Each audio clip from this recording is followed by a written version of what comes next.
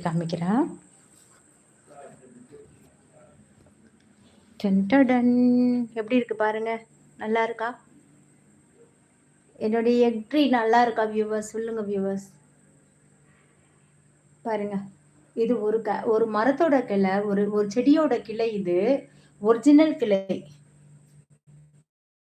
ஒரு செடியோட ஒரிஜினல் கிளை இது. அத ஒரே ஒரு குச்சி மட்டும் எடுத்து வச்சேன். எடுத்து வச்சு கிட்டத்தட்ட ஆயிடுச்சு. ஒரு 8 மாசம், 9 மாசம் ஆயிடுச்சு.